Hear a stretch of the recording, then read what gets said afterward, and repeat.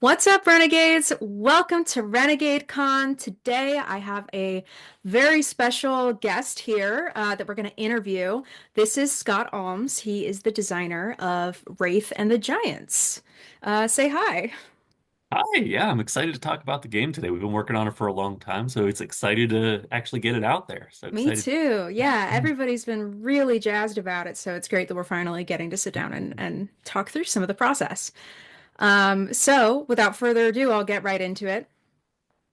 Um, What challenges and opportunities did you encounter designing a game specifically for solo players compared to designing a game for multiplayer groups?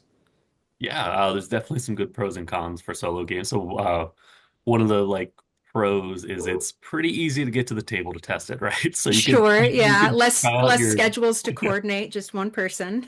yeah, you could try out even like your most crazy ideas like right off the bat without having to get everyone around the table. But one of the definite cons is like whenever you're trying to balance out a game, one of the key key things that balances out or like figures out the gameplay is the other players at the table. Mm, So for a solo game, it's just them against the game. You can't leverage any other like play styles or strategy. It's just the game. So there's a lot more refinement around the numbers. I'd like to say behind every solo game, there's the giant Excel sheet just to make sure everything's balanced right. So it's really like the game has to stand on its own. There's no table talk, there's no like table strategy, there's no king making like to have right. games. So it's all the game from a strategy point of view. So the math has to work behind the scenes and a lot more than like something that's a little bit more social. Right, that makes sense. And just to piggyback off of that, what was the playtesting process like for this kind of thing? Was it mostly just like a couple of your friends? Did you have like outside sources? Like Yeah. what goes into playtesting a solo game? Yeah, a little bit of both. So nice thing is that uh especially with Warp's Edge, like the first solo here, had a lot of people just reach out being fans of the game and even interested in seeing like what came next. So some people who helped playtest like the expansion for that were willing to playtest what came down the line. So definitely have some friends who love solo games as well and are very open for it. It's very easy to fit into their schedules and things like Yeah, that. Like you said, you don't have to it's a nice way to fit in games between your game nights. So it's always a nice definitely. thing. But yeah, always a mix of people who know me personally and then people who I maybe know very like we've only connected on Board Game Geek or things like that. But they've just shown interest in the games and are willing to give a prototype going, especially with like my terrible art to start because I have some of the concept art behind me That's was not terrible art. That's very yeah, cool this art. turned out great. So my original art was horrifying. Like my MS Paint monsters that I created here. I'm surprised the artist even like agreed to do it after seeing what I had in there. So That's uh, so lu- funny. luckily I have playtesters who are willing to deal with my like really terrible hand sketches before it starts to get very beautiful like this. Yeah, the game turned out to be incredible looking. So it definitely had a glow up. I would love to see some of your MS Paint preliminary sketches though. Yeah, maybe we'll That make a collector's edition with ooh, my original art. yeah, maybe we can drop it in the Discord or something. Well, that's very cool. So in a game like this, the storybook is pretty central to the gaming experience. How did you ensure that the narrative and the gameplay feel really cohesive and complementary with each other? Yeah, one of the things I did for like each step of this game was put together just some rough story notes, like even before the game even formed up to be together. Because especially with like the solo hero series, it's such a strong narrative opportunity than like some other solo games. Hmm. So just even from the beginning, it was all about like what story we wanted to tell. So even as I was trying out the different races, all the different giants in there, it was how does that fold into the overall story? What's the overall narrative?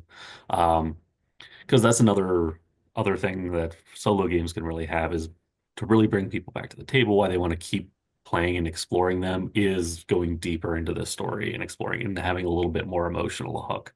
Um, the games do have to do a lot more like heavy lifting on that, like missing the social component and some of those. Like the more you could bring in story and some of those hooks are like very key. So even like my initial prototypes had just a couple sentences for the story for what you should be experiencing here, what you would expect to be through the right through the Wraith's journey.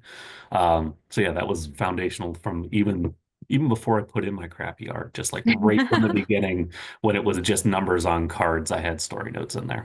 That's awesome. What inspired this story? Like what what Uh, what made this idea come about? Yeah, so one of my favorite games of all time is the Shadow of the Colossus. So that whole one person versus this giant monster, Yeah. and it shows up in many other games and IPs as well. But that's always just such a compelling, like, especially if you just think about the series, like solo hero, like a lone hero versus a giant Goliath that they have to face. Because it's such a fun story, and like having to climb up giant monsters to defeat them, like that's something that's stuck with me. And I mean, the original version of that was probably more years ago than I want to really do the math on. But it continues to be top of mind for me. It's just one of my like favorite gaming experiences. So a lot of that came into inspiration into Wraith and the Giants. It has a different story, has a different approach to it all, of course. Um, but that was like a narrative in my early gaming days that just really stuck with me. And it was kind of fun to explore my own version of that in this.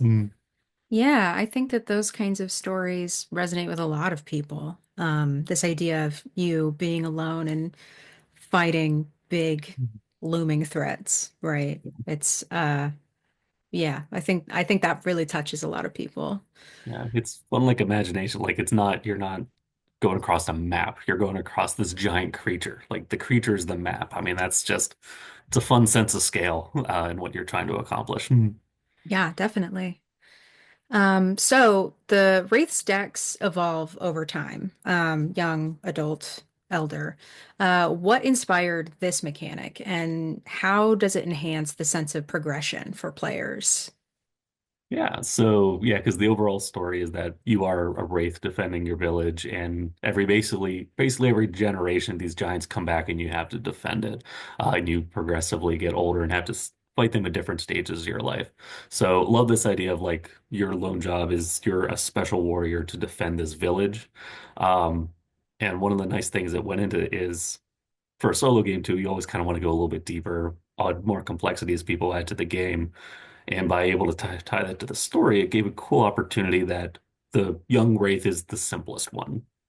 She has some better abilities. She's a little bit faster, able to move around a little bit more, but like her abilities are on the simple side. And as you get older, you layer in more complex abilities, especially as your Wraith starts to slow down or has less health. Um, there's more complicated ways that you have to solve the puzzles the game presents. So not only was it a fun way to bring the story to life by the Wraith changing as they get older, it was also a nice way to bring in the new mechanics. So you're not hitting everyone game one with everything the game has to offer. You start to layer in some new opportunities, changing up the puzzle each way through. And one of the fun things about that too is that um, the Giants stay the same. So they're eternal. They're the same every time they show up. But how each Wraith approaches them is different. So some Wraiths have a little bit of an advantage against certain Giants, which I'll let the players discover. I'm not going to say which ones I feel that way, but it also gives an opportunity of taking a puzzle that maybe the players feel like they've already bested and changing it on them. So now you don't have the same tools at your disposal. You can't approach it the same way. Um, so yeah, the aging of the Wraith ended up being a very fun way to evolve the game, layer in some additional mechanics, and advance the story at the same time. Yeah, I mean, I was about to say, I think like it's so interesting that the Giants remain the same. I think like I don't know. I think the story is really impactful because when you think about like big looming threats in real life, it always kind of feels the same. But as you get older, maybe when you're younger, you approach like issues differently than you would when you're older, or you would when you're much older, and have Yeah. different takes on it and have more, advantages at different stages in your life when you're dealing with like just general Oh, for sure. Yeah. yeah, it's really cool. That's very cool. Um, speaking of giants, each giant has unique attack styles. How did you design the mechanics to feel distinct and memorable? So each giant making them feel really unique. Yeah, because The Giants each have like a basic, like their weak spots are going to come out in a series of attacks, but each one has something very unique to them. And Hmm. really wanted to, so they're tied to the elements. The one in the expansions are a little different, but the base ones are tied to the elements. We have our earth, fire, water, and air, and really wanted to play up the challenges, like how would that element feel? So the with the Earth one, you actually have to worry about like kind of being blown off and falling off the giant, which is not something you worry about for the Earth. The Earth is very traditional, like they're your first giant too, so they're relatively simple, though they do pack a punch. And then when you get all the way to the fire, that is by far the most dangerous one and the one that can like two punch you out if you're not careful. So really trying to think about how these different giants would feel and give each one a unique element that um, really changes it. And I also wanted to sequence them that if you kind of figure out a nice way to win on one giant, the next giant's gonna really go against that. Yeah. It's not gonna let you, it's not gonna let you go the nice path that you did the last time. It's gonna purposely try to trip you up.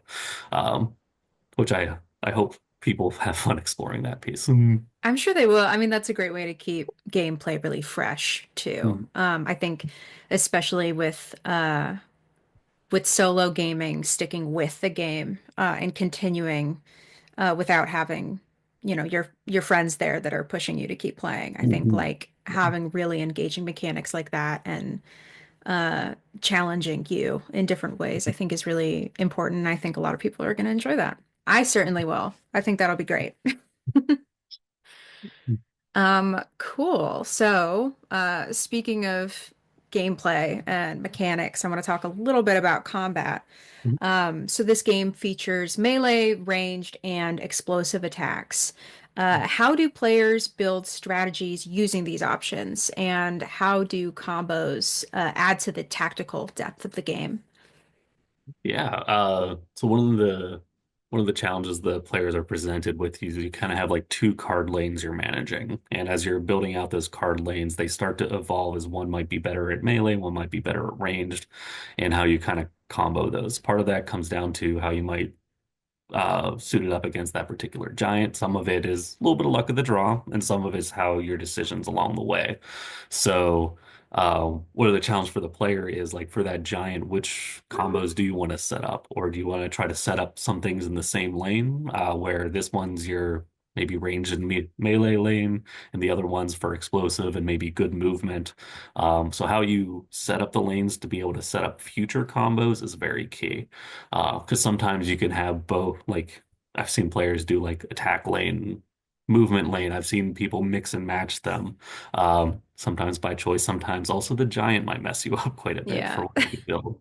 Um, but I will say the different giants do have some attacks that are a little bit better suited for their particular like landmarks and how you might move around them. So that's one of the things that players will have to contend with. But yeah, the cool thing about it is the players can really decide how to set themselves up for the combos and like as they do their hand management, as they work around the giant, like they can kind of they'll have to see where they want to be towards the end because you spend a lot of that first part of the game move around, maybe get some light hits and starting to build towards your big moves towards the end, which the players are able to build towards. Mhm. So I have a follow-up question. When you test this game, do you find it really hard to test out like different strategies? I know that's kind of why you bring in playtesters and other people to play, but is it really tempting to just like find your strategy and just always play that way because it's the most fun? It is, and I do have to like break that. So like it's because doing like the min max ones, like what if I did only this and what if I did none of that? Like th those are good to test. Just make sure there's nothing break, but they're not normally the most fun because when you're doing those things, you're not really in the story per se. So like for me, I know what that's one of my weaknesses whenever I just test alone, which is why I have play testers, is Yeah. I always have like this is how the game should be played or intended. And as much as I try to do edge cases, um, the playtesters will always find more than me. So I always have a little bit of like, oh, well, this is how it should go, and this is how players Right. should. And um, I'll try my best to shake it, but even like 15 years in for professional game design, I can't shake it. So that's why we need other people. I think that's pretty common with all gamers of like finding very specific ways that they like to play. board games and why they're drawn to certain board games. I, and I assume it would be hard doing like a solo game, testing a solo game and being, the designer of the game, Yeah. um, as you're working on it. I could imagine how difficult it would be. It'd be so tempting to just like try to win all the time instead of like exploring all your other options. Yeah, and since you are able to like test it so easily yourself, that has a pro and con to it because on one side you're able to test it more, which is great. You're able to balance the numbers, but it also means you might get a little further along playtesting without as much outside feedback as you should, Right. which I've definitely fallen into that trap before. It all gets fixed in the end. When you do get outside feedback, it just might mean you have to backtrack design work. Uh, but but yeah, especially when it's a game you like really kind of fall in love with, which this was definitely one of them where uh, but yeah. Yeah, Also, actually, I'd love to follow up on that too. So, I'm a creative person and I tend to create very collaboratively, but I know a lot of people who create just on their own. They prefer to just like a lot of writers, a lot of like composers, they much prefer just working alone on things. And I think that there's pros and cons to both. So you named kind of one of the cons of you could get really far along on playtesting without any outside feedback. But I'd love to know what to you is the best part about having a game that you don't collaborate with a ton of people on and just kind of like working solo on something. yeah, I love the like initial phase whenever you start to come up with a concept and be like, this is the product, this is the story at the beginning. And I feel like there's kind of two real high moments for game design from my point of view. I guess three if you count the release, which we're about now. But like as far as the creative process for design, that initial phase whenever everything's possible and you're taking all these murky ideas and actually centering into, oh, this is what it is. Like this is the story I want to tell. I want to tell the story about this wraith that's defending the village over generations, facing these giants, and that's just I feel like gamers will get excited about it. I feel like the story will resonate, and I think the mechanics I have for this will really sing.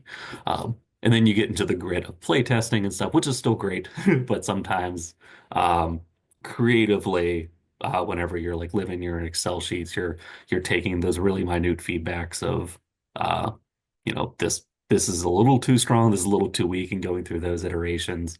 To me, another big peak moment is whenever like the whole team gets together. So whenever we now have our developer on board, we have our artist on board, we have our producers, and like that's that moment when like we've assembled the Avengers to actually turn this into a product. Like that's a big peak moment for me. So and it was like, yeah, those that initial like ideation and then you work through it and then that big moment when everyone gets together. That's just such a cool moment, especially when the art starts showing up. Like Oh that's always yeah. just it Yeah. actually, yeah. Everyone on the business side gets really stoked when we see the art for the first time Oh yeah. also. That's when it becomes real. Yeah, especially like game designers are kind of working on their own thing and they don't want to show us until it's totally ready, or close to ready. So finally, when we have like art and a good summary of everything, that's when we really get to dive into it and start thinking about how we want to tell people about this game and how Yeah. we want to promote it. How are we going to share how awesome this game is? Yeah. Which I think is really cool. So going back to like that kind of creative process right at the beginning, when the world is your oyster and you have all of these ideas, it's very like blue sky. How do you kind of like narrow down the specifics of your storytelling? Because I know a lot of creative people will have like a ton of ideas, like maybe too many, and it can be really hard and like overwhelming to kind of like laser focus into what's going to make the Mhm. best story. What's your creative process when it comes to that? Yeah, definitely. I try to keep the story like for a board game as simple as possible, unless I'm Hmm. trying to design like a genuine like campaign game. Like what people want to do the most is they want to be playing the game. Sure. Otherwise, they'll be looking at other media sources. Uh, so trying to like keep the game or the story as simple but still hit those emotional notes is key and like cut everything out. Like luckily with this one's the storybooks we can go a little bit deeper in, which is really fantastic. But especially how some games can be played, you might be like several months before you play scenarios. So like being able to like get up to speed. We're not going to have like a rewatch season one recap at the beginning of every session or things like Yeah. that. So like keeping the core story pretty simple that they can get back into it. It doesn't require like a lot of like nuance, especially like nuance that factors into the gameplay. Like if they maybe forget elements of the storybook, like it's not going to affect their ability to win the game. They might lose a little bit of the emotional depth behind it.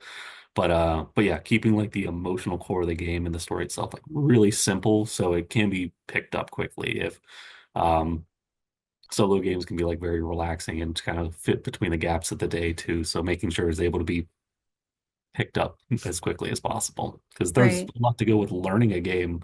So trying to balance everyone's time and being very sensitive to the amount of effort it does take to play board games and the time Yeah. dedication.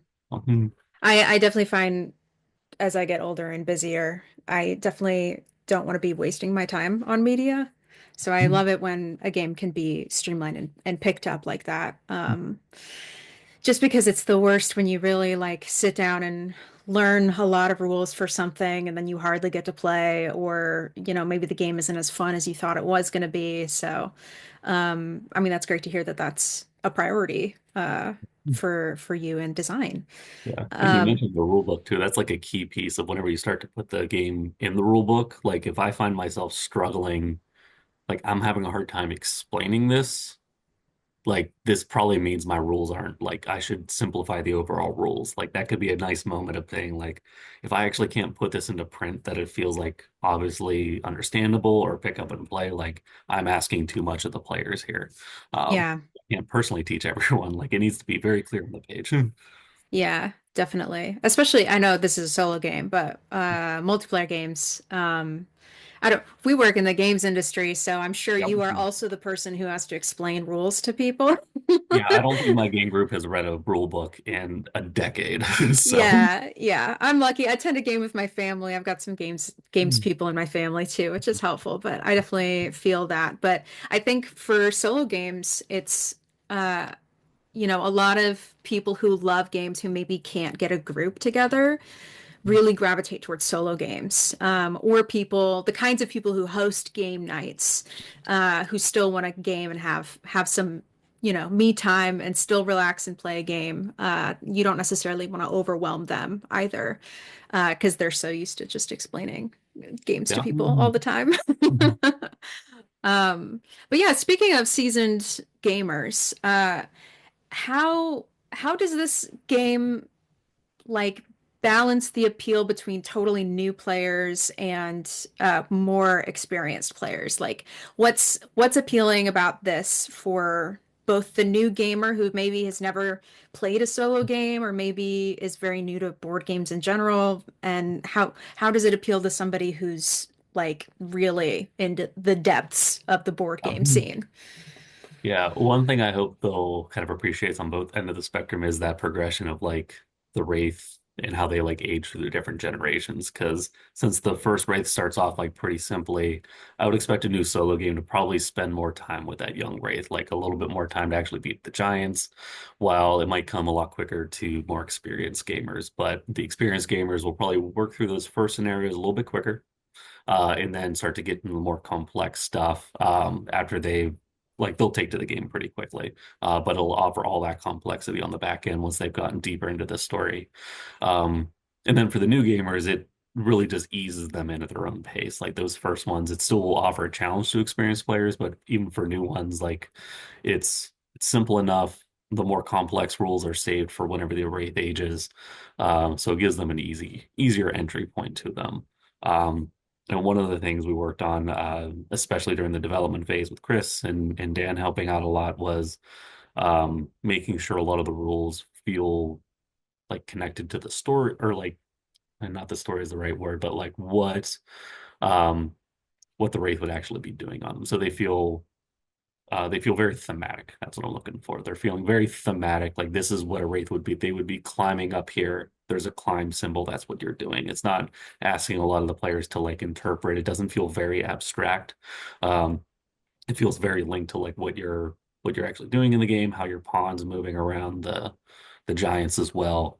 And that really helps out with new players as well. Like they're not asking to make a lot of abstraction leaps for what the rules are asking them to do versus the theme of the game. It feels very like I took a climb action. I climb my pawn up the mountain or up the giant. So a lot of those like little details also help with people newer to games, newer to solo games. Just Yeah, like that that. sounds really intuitive is Yeah, probably what I would that's a great describe way. that But as. yeah, Yeah, it seems very intuitive mhm, and believable. And honestly, a lot of that helps with immersion too. If you're really trying to connect to a character, having it be feel like every action is really motivated. And yes, of course I climb, and then my guy climbs, yeah. I think that's yeah, very intuitive. Cool. Yeah, so earlier, much earlier, you did mention Shadow of the Colossus, which is an excellent video game.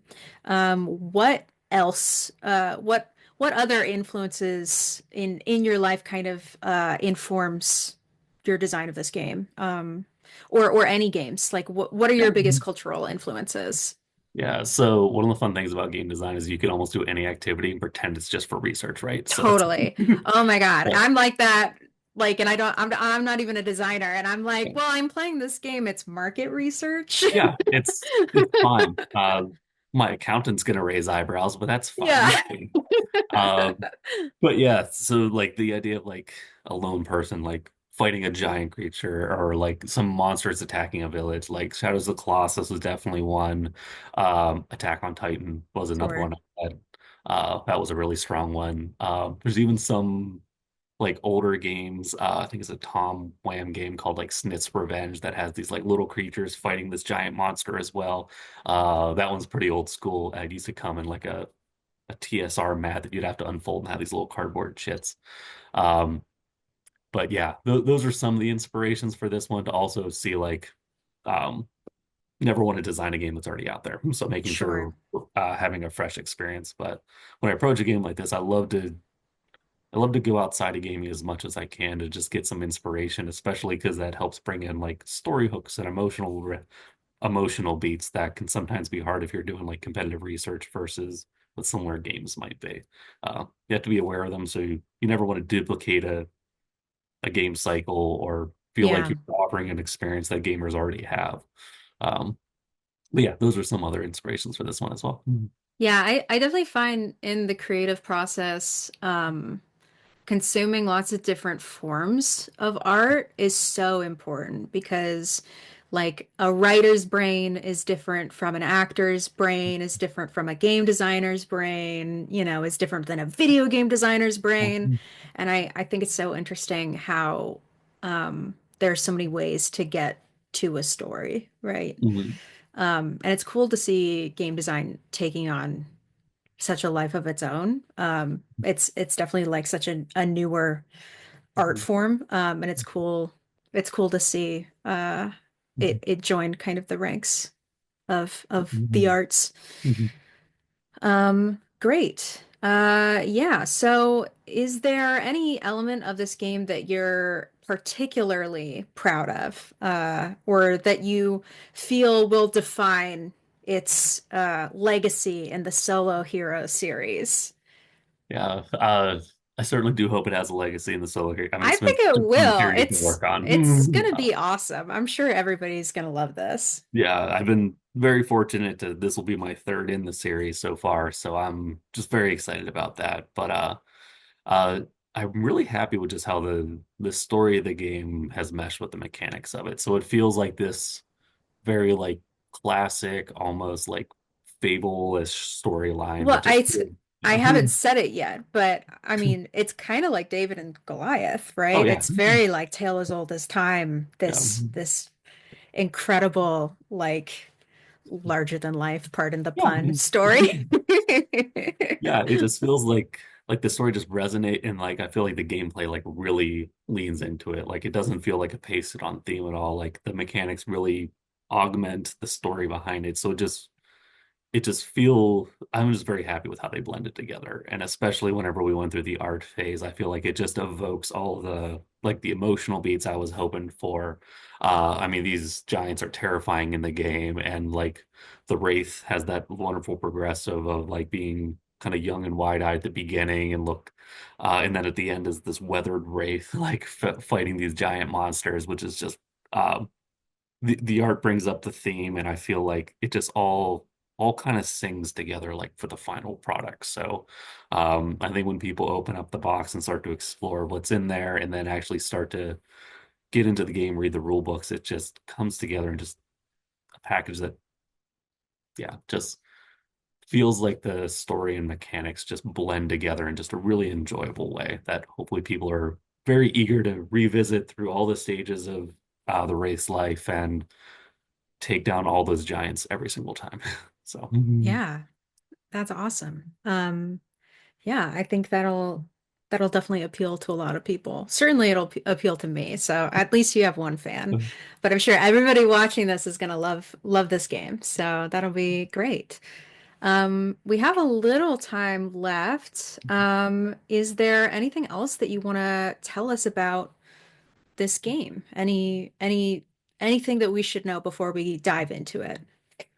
yeah, so I mean, we talked a lot about like the core wraith where you kind of go through rages. One of the fun things is that we do have the expansion with it, a new dawn, which brings in some additional giants as well as what the next generation of wraiths starts to bring in. It has the twins, which is very exciting because it's we have a little bit of a backstory, but it's like the first time that like twins actually are taking on the role of Wraith. So it gives you a whole new puzzle to challenge. Theirs is especially fun. Like it's a really nice step up and really asks some new questions to the players for how you have to puzzle out how to build out these giants. Because now that you have two pawns going around, which gives you some advantages, but it also makes things really dangerous because now you have two people who could start getting whacked. Um, yeah, that was a fun thing that we already got to explore the story a little bit deeper. We have so many ideas behind the scene. I'm hoping people we can even go a little bit deeper, like we were able to have the luxury of doing with Warp's Edge too, when we got to expand that even further. Um, but yeah, it was fun to even just be able to launch with that expansion and bring out some new elements. Yeah, absolutely. Well, I think this game is going to be awesome. That just about wraps up our interview. Thank you all for watching. Thanks for tuning into Renegade Con. Make sure to stick around for whatever else we have going on. Make sure to watch it. Make sure to pre-order Wraith and the Giants. You are not going to want to miss that. So you can hit the link in our description box to pre-order that now. And make sure to follow us on social media, join our Discord server so you can hang out with us and ask us any questions, and we're happy to answer. Thank you, Scott, for joining me. It was awesome talking to you. We'll have to have you on for Renegade Con again. And I can't wait for this game to come out. Awesome. Thanks for having me on. It was awesome to chat about it. And yeah, I hope people enjoy the game. Awesome. Well, make sure to like and subscribe, and we'll see you later, Renegades.